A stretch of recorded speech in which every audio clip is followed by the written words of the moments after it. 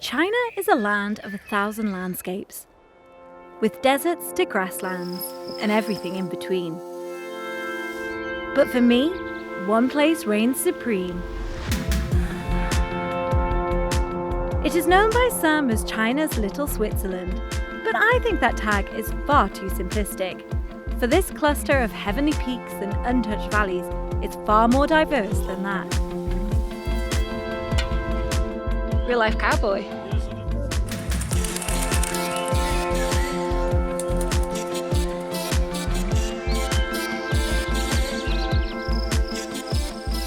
The high-altitude natural theme park of Zhagana is home to tiny villages forgotten by time, where farmers thresh their own barley and prayer flags flutter in the wind. And, to my surprise, a network of shuttle buses that whisk selfie hunters up and down the mountain, as well as a few wooden walkways which I think kind of jar with the area's natural beauty. But don't let that put you off. 99% of tourists only see about 10% of what this amazing valley has to offer. In this video, I'm going to take you further, higher and deeper, so you too can experience what could well be the most beautiful place in China. So, strap on your hiking boots, let's go explore.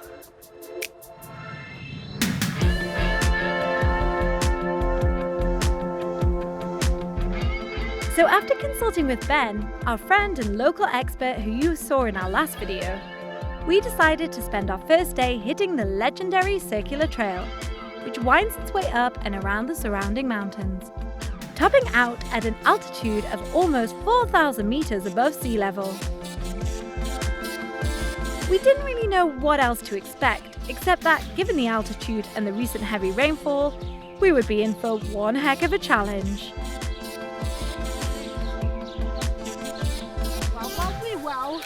So we had two options today to start our hike. We could go down to the tourist centre and get a bus up with the many tourists which seem to be arriving in the area, or we could walk across a muddy field. So we decided to walk across a muddy field, and there's no one here. Oh, sorry, I thought you were finished. That's fine.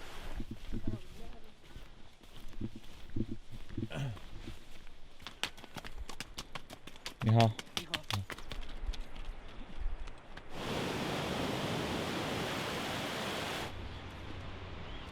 Not exactly what I was expecting.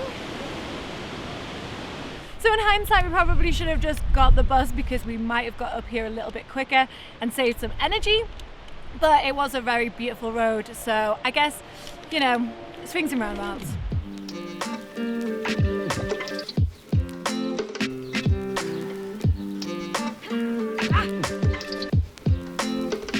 The road's quite easy, but it's just like a real constant incline. The altitude makes it harder, right? The altitude makes it really hard. So slow and steady, lots of dry stacked fruit, and just take it in the breathtaking views. I mean, it's amazing. Yeah. Breathtaking air, breathtaking views. Yeah.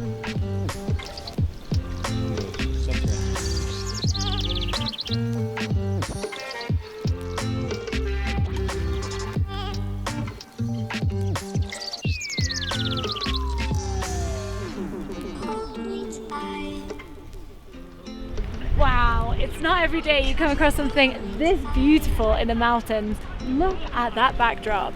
Oh my God. Don't turn on the lights. I don't wanna fight with you.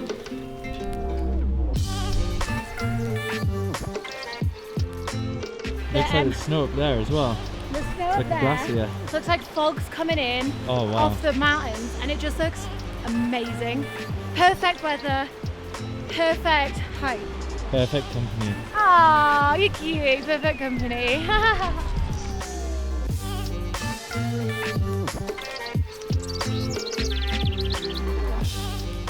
So we are about 4 hours into this hike.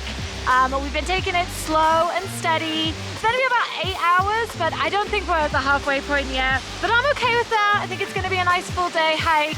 We've stopped for a little drone flight. Jack's taking the drone up because look!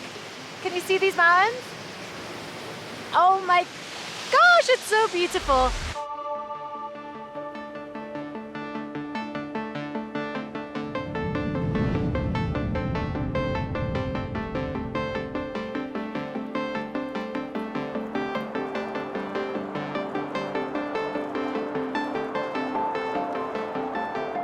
Except for a couple of lookout points close to the start of the hike, the trail was pretty much deserted. And as the hike intensified, we quickly struck up a bond with the few hiking companions we came across, including a rather inadequately dressed gentleman who carried nothing except a flask of tea and a pack of cigarettes. 这是我们的新朋友，他是67岁，对，但是他的身体很好。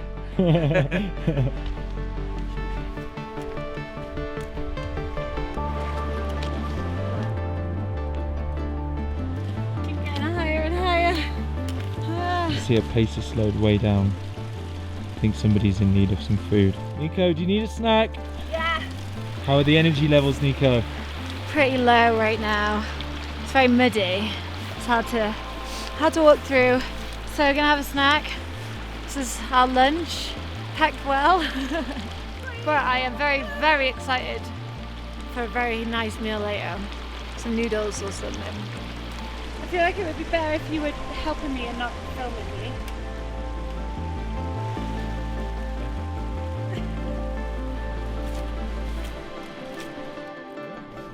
So we had just some rubbish crisp for lunch, but these horse trekkers have given us some of their bread and potatoes. It's very good, and I'm very thankful for it because that will definitely help my energy levels. Tibetan hospitality, right? Yep, can't beat it, can't beat it.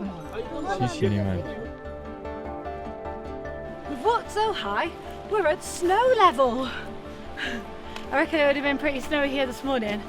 It's all melted, but yeah, you can see the snow on the ground. And it's only September. Yeah. Come on. Go on, you can do it, missus. 67. So we're gonna figure out. You start smoking, Nicola.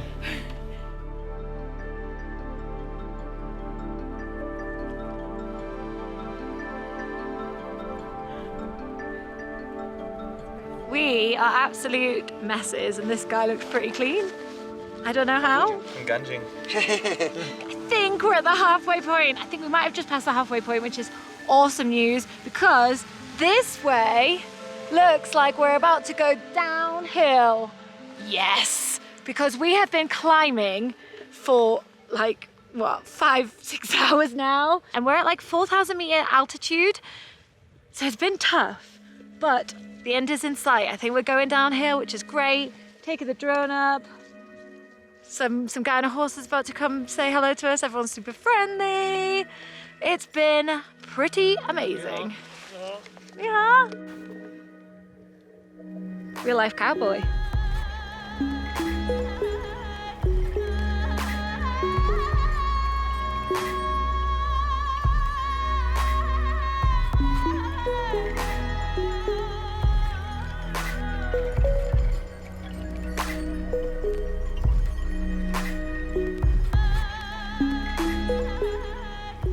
I'm just having a little chill on this rock because Jack flew the drone and he wanted me to go off ahead to get some walking shots, which means I now have to wait for him. And I can see him.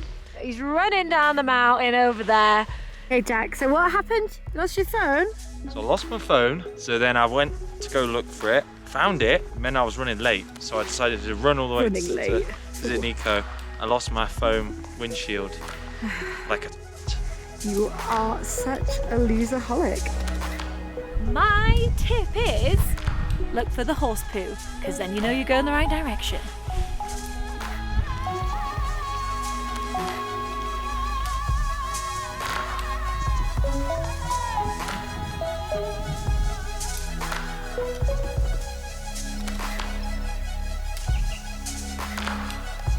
Wow, this gorge is amazing. No, it's not. It's gorgeous. It looks a little bit scary. I don't know how I get down. I feel like I'm skiing down.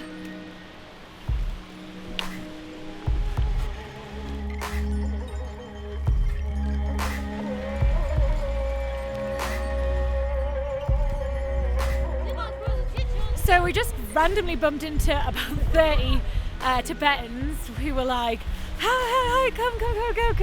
They had a fire, which was really nice, and they gave us some food, some bread, and the like biggest chunk of fat ever, just to eat. It wasn't really to my taste. I'm not a big fan of just chomping on fat, but it was very nice of them and they were super sweet. And yeah, we're just like in the middle of a gorge. It was very unexpected, to say the least.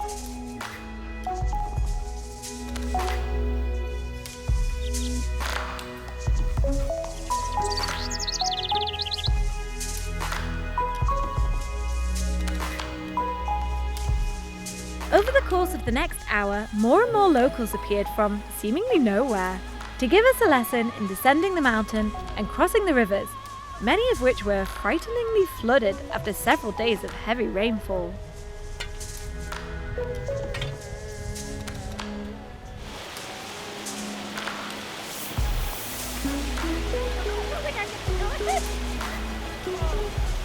Bloody hell. So much more graceful than me. It's been like 8 hours now, so I reckon we've still got another few hours to go. Hopefully we make it before it's dark. It's wild! Absolutely wild, this walk. Whew.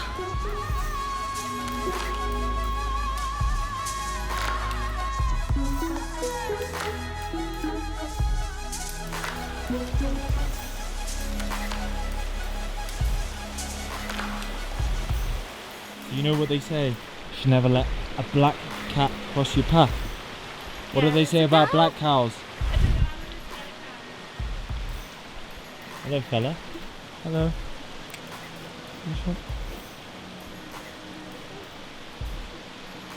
Hello. Can I come by?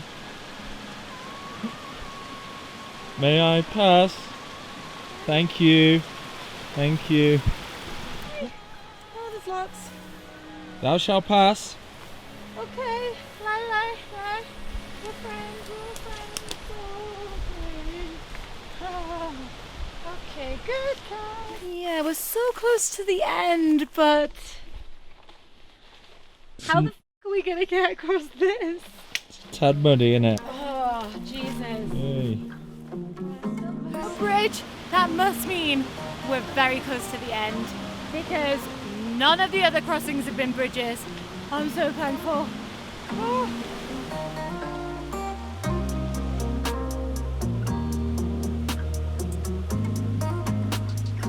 Oh my god, it can't be. We did it.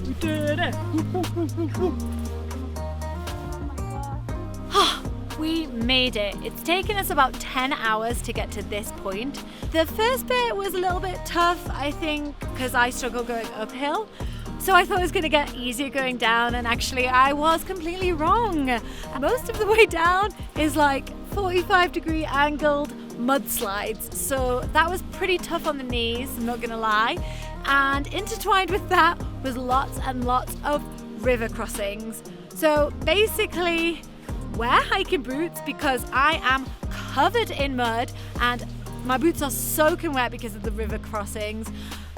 It wasn't as easy as I thought and it was quite long, but it was such an adventure and the sights were absolutely amazing.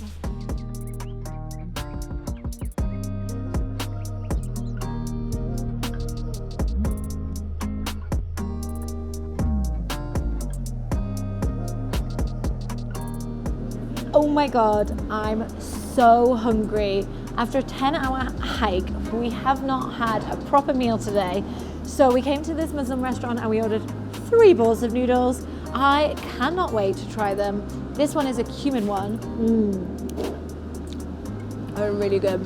We've got Euro, Miam, and something called firecracker noodles. I was surprised to learn that many of these villages are home to Hui Muslims who arrived along the ancient Silk Road, bringing with them elements of their own culture, including some great post-hike food.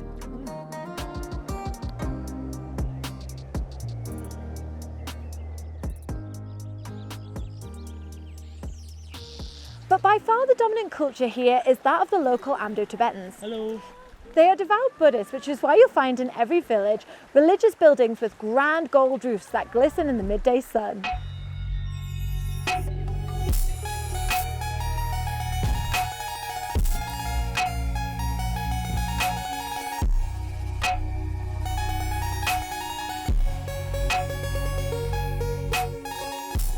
staying in the main village of Zhagana, and on practically every street are these beautiful prayer wheels which are powered by the mountain streams. High above the village is a small monastery, and prayer flags like these bring a splash of colour to the surrounding hillsides.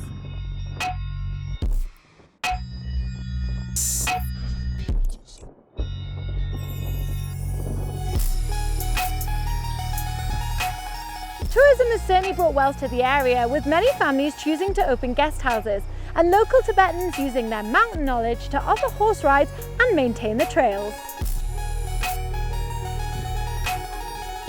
But you only have to walk a couple of hundred meters away from the tourist centre at the bottom of the valley before you will find yourself trudging through fields, watching yak herders bring their livestock down from the highlands, and see local farmers drying out, then threshing the barley, ready for the long winter ahead. My legs are pretty tired from the walk yesterday, so we're going to head out the main village to explore what else this valley has to offer.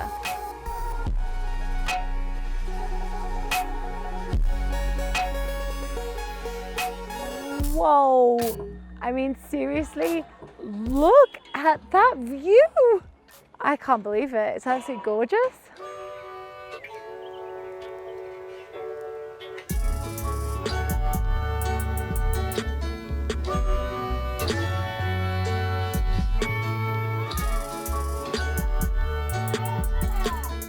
Look, I scored some fresh fruit. I think this is much needed after some heavy noodle dishes. And look, they've banned plastic bags in this area, so they give you this like red one, which is made from a material which I think is awesome.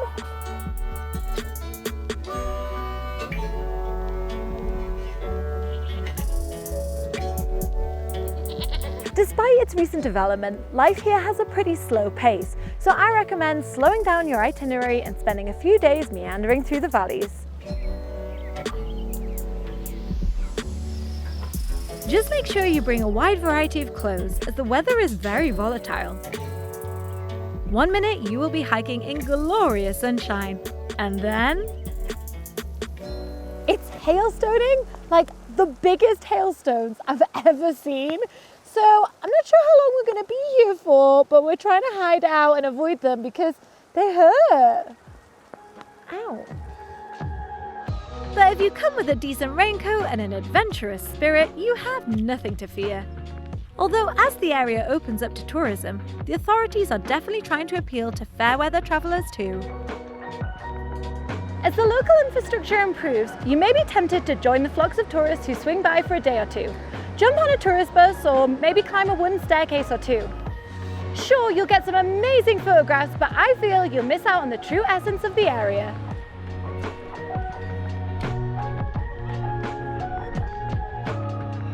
I recommend staying at a locally owned guest house, at least for a couple of nights. Like most of the buildings here, there is little insulation, so it does get cold at night. But with views like this, I'm not complaining.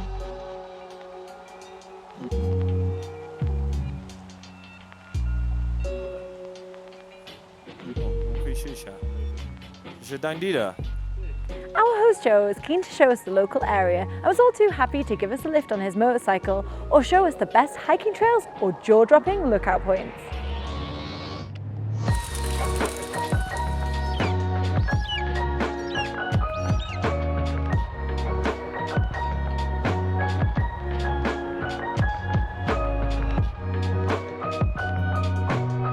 Don't worry if you're not an avid hiker though. In this part of the world, a little curiosity goes a long way, and you don't have to walk far to soak in views of what I believe could be the most beautiful place in China.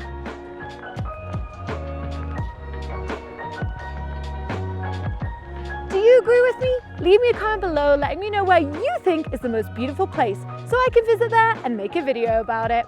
As always, smash that like button and the subscribe button to keep up to date with all of my content. I'll see you next time.